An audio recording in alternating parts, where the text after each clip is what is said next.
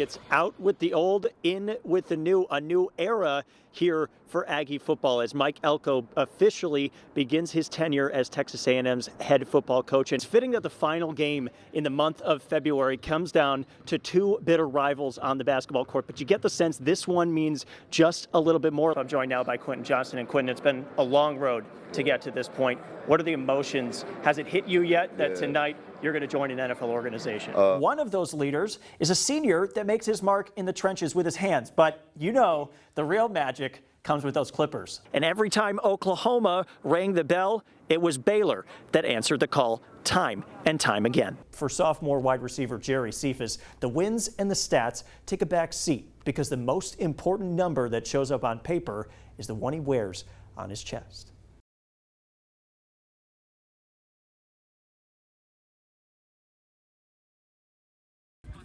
Your number means something to you. Everyone has a number that means something to them.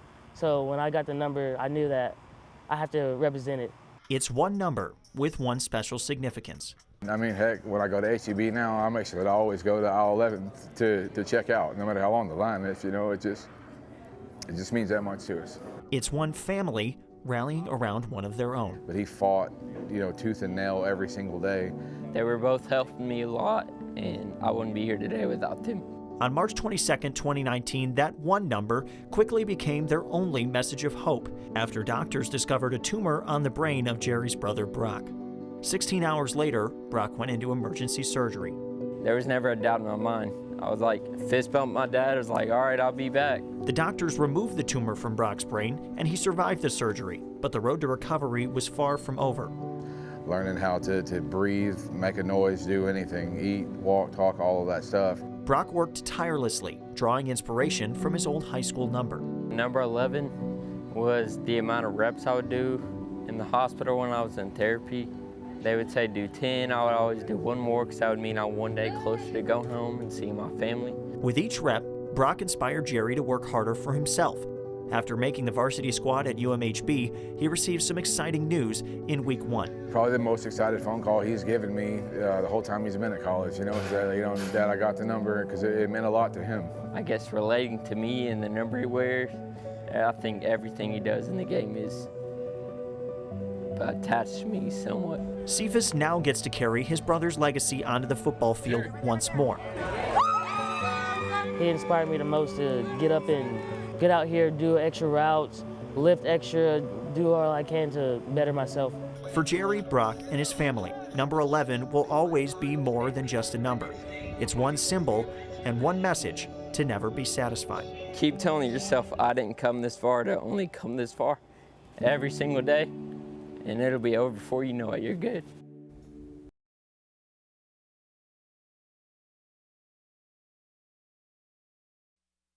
Every winning program starts with a strong foundation. This team has a similar love for the game that I have as a coach. With each player, each coach, and each fan becoming an integral part of building that winning culture. There's just a chemistry that just seems to be very well designed for a group of young women who are great athletes. For over 20 years, Getterman Stadium has stood as a symbol of that strong foundation. But it wasn't until Baylor senior Josie Bauer entered the program 5 years ago that the Bears finally started gaining their footing. I learned so many things, and I've become the person I am today because of Baylor softball and the school. Stepping onto the turf at Getterman Stadium with a mission to build the Baylor name. She's been one that's been the glue of this program. She's held us together during those tough times. Some might call it a superpower, but the Bears call it Bauer Power. Kind of trying to keep everything simple, one pitch at a time. That's my Bauer power, if you will. However, the real source of that Bauer power doesn't radiate from the turf. Rather, it permeates from the stands. It's nice to know that he's found love for the program like I have. Aaron's always just been a very passionate and loud person. We're a loud family, I'll be honest with you. So all of that combined together has created the mayor of Getterman, if you will. With a single voice becoming one of the best secret weapons in all of college softball. When I do the chants, they hear me in the dugout. The other team will start to try and do their own chant, and it's like, you don't match up. If they beat me, it's not possible because I win all the time over that team.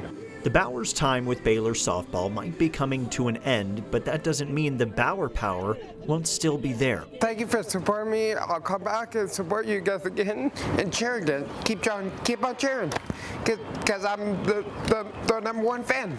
Because just like the bond between siblings, the bond the Bauers share with Baylor softball will never be broken. Whatever we have in store, it's gonna shock a few people, and I know we'll do great things going forward.